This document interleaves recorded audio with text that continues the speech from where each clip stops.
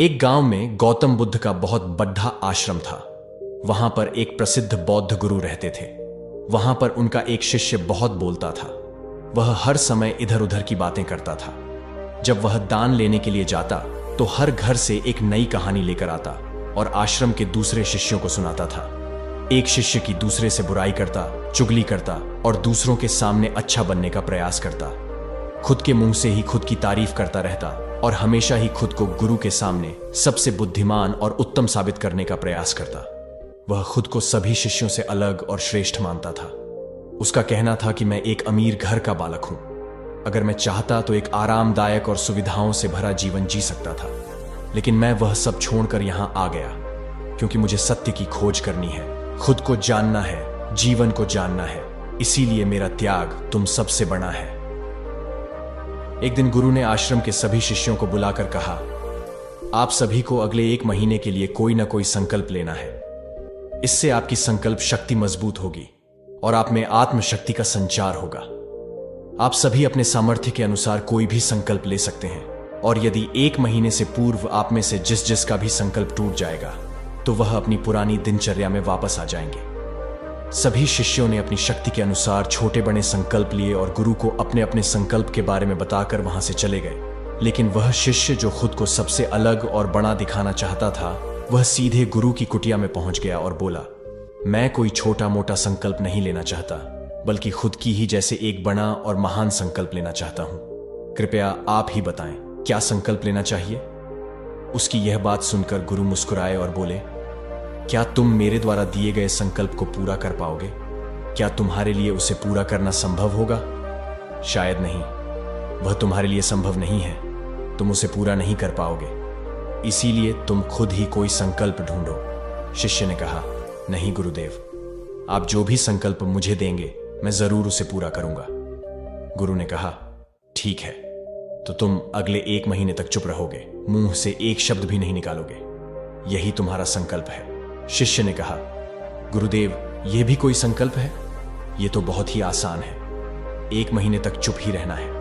आप कोई बड़ा संकल्प दीजिए जो मेरी योग्यता के लायक हो, जिसे पूरा करने में मुझे समस्या हो। गुरु ने कहा, पहले तुम इस संकल्प को तो पूरा करके दिखाओ। शिष्य ने गुरु की बात मान ली और वह उसी समय चुप हो गया और पलटकर कुटिया से बाहर चला गया। उसे चुप रहना बहुत आसान लग रहा था। उसने एक दिन तो जैसे तैसे चुप रहकर काट लिया, लेकिन दूसरे दिन से उसके मन में ना बोलने का बोझ बढ़ने लगा। तीसरे दिन उसे भारीपन महसूस होने लगा और चौथे दिन उसके अंदर एक अजीब सी बेचैनी होने लगी, क्योंकि आसपास आश्रम के सभी शिष्य एक दूसरे से बातें कर रहे थे। वह भी अपना पक्ष उनके सामने रखना चाहता था, उनकी बोलती बंद कर देना चाहता था, लेकिन उसका संकल्प उसके आगे आ रहा था। इसीलिए वह पूरे दिन सिर्फ मुंह और आंखें बनाता रहता। इसी तरीके से कुछ दिन और बीते और वह शिष्य बीमार पड़ गया। उसका सिर फटा जा रहा था। उसका खाने पीने तक का मन नहीं कर रहा था। वह सिर्फ बोलना चाहता था। वह गुरु के पास गया और उनके सामने बैठकर लिखकर उन्हें बताया, गुरुदेव, मैं बोलना चाहता हूं। बिना बोले मुझे सांस नहीं आ रही। मेरा दम घुटता जा रहा है। मैं अंदर ही अंदर पागल हुआ जा रहा हूं। मैं क्या करूं? संकल्प तोड़ दूं क्या? यह पढ़कर गुरु मुस्कुराए और बोले, संकल्प तो तोड़ने के लिए ही होते हैं, लेकिन जो अपने संकल्प को पूरा कर लेता है वही अपनी आंतरिक शक्ति को बढ़ाता है, और जो अपनी आंतरिक शक्ति को बढ़ा लेता है वह समाज और जागृति की राह पर आगे बढ़ जाता है। संकल्प का लेना भी तुम्हारे हाथ में था और इसे तोड़ना भी तुम्हारे ही हाथ में है। तुम्हारे बहुत से भाई अपने संकल्प को तोड़कर अपनी पुरानी दिनचर्या पर वापस आ चुके हैं। अगर तुमसे नहीं हो पा रहा तो तुम भी संकल्प तोड़कर अपनी पुरानी दिनचर्या पर वापस जा सकते हो। लेकिन याद रहे, अगर आज तुम इस छोटे से संकल्प को नहीं संभाल पा रहे तो तुम अपनी बाकी की पूरी जिंदगी को कैसे संभाल सकोगे? बाकी फैसला पूरी तरह से तुम्हारे हाथों में है। गुरु की यह बात उस शिष्य के दिल में चोट कर गई। वह बिना कुछ बोले वहां से वापस चला गया और खुद को अपनी कुटिया में बंद कर लिया। वह केवल अपने जरूरी कामों के लिए ही कुटिया से बाहर निकलता, बाकी सारे समय कुटिया के अंदर ही बैठा रहता। 15 दिन बीत चुके थे और आश्रम के लगभग सभी शिष्यों का संकल्प अब तक टूट चुका था, लेकिन उसका संकल्प अभी भी जारी था। संकल्प लेने के बाद से अब तक उसने एक शब्द भी नहीं बोला था। सारा आश्रम हैरान था कि इतना बोलने वाला इंसान चुप कैसे हो गया। 15 दिन बीतने के बाद वह दोबारा अपने गुरु के पास गया और लिखकर बताया है, गुरुदेव, मैं बाहर से तो चुप हूं, लेकिन मेरे भीतर बहुत सी आवाजें हैं, बहुत सी चीख पुकार और शिकायतें हैं। मैं अंदर ही अंदर बात करता रहता हूं। मेरा मन तरह तरह के प्रश्न पूछता रहता है। मैं बाहर से जितना मौन हूं, भीतर से उतने ही शोर शराबे से भरा हुआ हूं।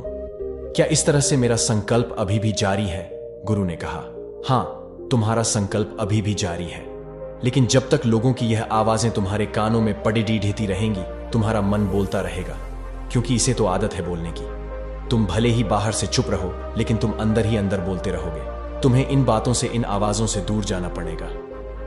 शिष्य गुरु को प्रणाम कर वहां से चला जाता है और सुबह होते ही अपनी कुटिया छोड़ ढाकर जंगल की तरफ चला जाता है। कई दिन बीत जाते हैं, संकल्प का समय भी पूरा हो जाता है, लेकिन शिष्य लौट कर नहीं आया। आश्रम में सभी को डर था कि कहीं जंगली जानवर ने उसे खा न लिया हो। इस बीच उसे ढूंढने की बहुत कोशिश की गई, लेकिन वह कहीं नहीं मिला। सभी गुरु भाइयों ने मान लिया था कि जंगली जानवरों ने उसे अपना शिकार बना लिया है, लेकिन गुरु को ऐसा नहीं लगता था। एक दिन आश्रम का एक अन्य शिष्य गुरु के पास आया और बोला, गुरुदेव, हमारे उस अधिक बोलने वाले भाई के साथ क्या हुआ होगा? क्या जानवर ने उसे मार दिया होगा? गुरु ने कहा, हो सकता है कि जानवरों ने उसे अपना शिकार बना लिया हो, लेकिन उसके न लौटने की एक दूसरी वजह भी हो सकती है। शायद उसे वह मिल गया है जिसके लिए वह गया था। फिर शिष्य ने पूछा, गुरुदेव, क्या ज्यादा बोलना इतना हानिकारक होता है? गुरु ने कहा, इंसान के जीवन के बहुत सारे दुखों में से एक दुख यह भी है कि वह कभी चुप नहीं रह सकता, हमेशा कुछ ना कुछ बोलता ही रहता है। सिर्फ हमारे बोलने के कारण हमारे आधे से ज्यादा दुख पैदा होते हैं। परिवार के अधिकतर झगड़ों की वजह हमारा बेमतलब बोलना ही होता है। हम में से कोई भी चुप नहीं रहना चाहता। हम बस सामने वाले को सुना देना चाहते हैं। जो भी हमारे मन में है सब निकालकर उसके मन में बैठा देना चाहते हैं। उसे समझा देना चाहते हैं कि देख, तू गलत है और मैं सही।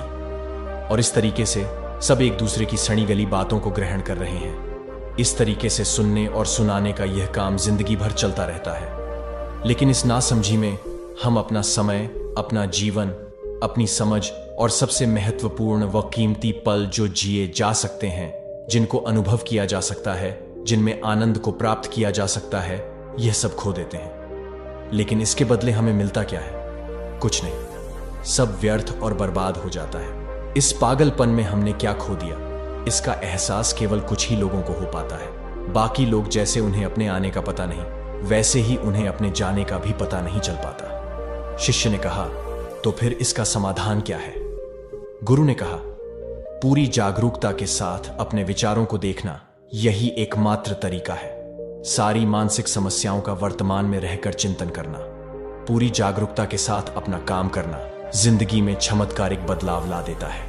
उसके बाद वह शिष्य गुरु से अपने प्रश्नों का उत्तर पाकर उनको प्रणाम करके वहां से चला गया। उस शिष्य को आश्रम छोड़कर गए हुए 3 महीने का समय बीत चुका था, लेकिन उसकी कोई खबर न थी। अब तक तो सभी गुरु भाइयों ने भी उसके वापस लौटने की उम्मीद छोड़ दी थी, लेकिन एक दिन वह आश्रम लौट आता है। उसे देखकर सभी के आश्चर्य और खुशी का ठिकाना न रहा। लेकिन अब वह नहीं था जो यहां से गया था, वह कुछ और ही बनकर वापस आया था। उसके अंदर एक गजब का बदलाव महसूस किया जा सकता था। उसके चेहरे पर एक गजब का ठहराव और आंखों में बनी शांति थी। आश्रम में आते ही सभी गुरु भाइयों ने उसे चारों तरफ से घेर लिया और बातें करने लग गए। वह भी अपने गुरु भाइयों से बातें करने लगा।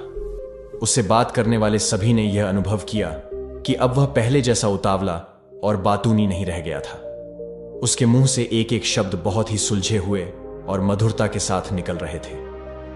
थोड़ी देर तक गुरु भाइयों से बात करने के बाद वह सीधा गुरु की तरफ चला गया। उसने गुरु के चरण छुए और कहा, गुरुदेव, क्या मैं अब भी मौन हूं? क्या अब भी मेरा संकल्प जारी है? गुरु ने कुछ देर तक शिष्य की आंखों में बड़े ध्यान से देखा और कहा, हां, तुम अब भी मौन हो। तुम्हारे मुंह से एक भी शब्द निकल नहीं रहा और तुम्हारा संकल्प अभी भी जारी है। शिष्य ने कहा, गुरुदेव, जब मैं आश्रम से गया तो मैं मुंह से तो चुप था, लेकिन मेरे अंदर बहुत सी आवाजें थीं।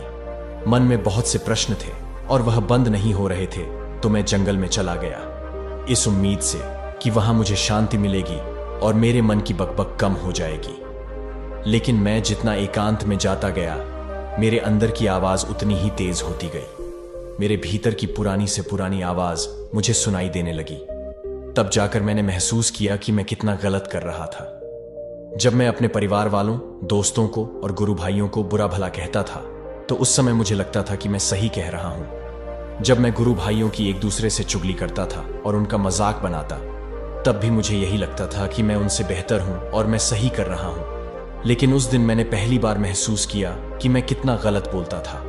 काफी दिनों तक ये आवाजें, ये शिकायतें मेरे अंदर चलती रहीं, लेकिन धीरे धीरे करके एक दिन ये सारी आवाजें मेरे अंदर से समाप्त हो गई। अब मैं भीतर से भी मौन हो गया।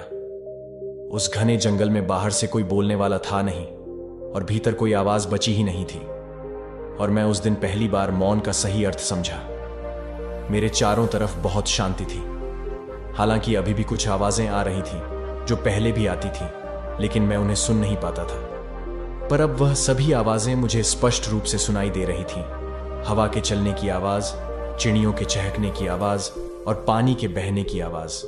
ये सभी आवाजें मैंने पहली बार पूरे होशपूर्वक सुनी। अपने चारों तरफ इतनी शांति मैंने पहले कभी महसूस नहीं की थी। तो इस शांति को भंग करने के लिए मैंने पहली बार अपने मुंह से कोई शब्द निकाला। मैं चिल्लाया, हे ईश्वर, ये कैसी शांति है? सभी कुछ इतना शांत क्यों है? ऐसा क्या हो गया? लेकिन मेरे चिल्लाने के बाद भी शांति भंग नहीं हुई। सब कुछ पहले जितना ही शांत था, बाहर भी और भीतर भी। हे गुरुदेव, मैंने अपने गुरु भाइयों से बात की, मैंने आपसे बात की। मैं बोल रहा हूं, मैं चल रहा हूं, मैं सब कुछ देख रहा हूं, लेकिन मैं अपने भीतर एकदम एकांत में हूं, मौन में हूं, भिद्ध में होता हूं, तब भी भीतर से अकेला एकांत में होता हूं। जब मैं खुद में भी शोर करना चाहता हूं, तब भी एकांत में ही होता हूं। अब सब दिखाई पड़ने लगा है, सब सुनाई पड़ने लगा है। गुरु ने कहा, जब तक हम बाहर की तरफ बोलते रहेंगे, भीतर अशांति ही रहेगी। लेकिन जिस दिन हम भीतर की तरफ मुद्द जाएंगे, तब हमारे मुंह से कुछ भी निकलेगा, हम शांत ही रहेंगे।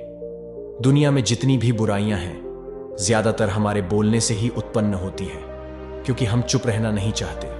हमें जितनी जरूरत है उससे कहीं ज्यादा बोलते हैं।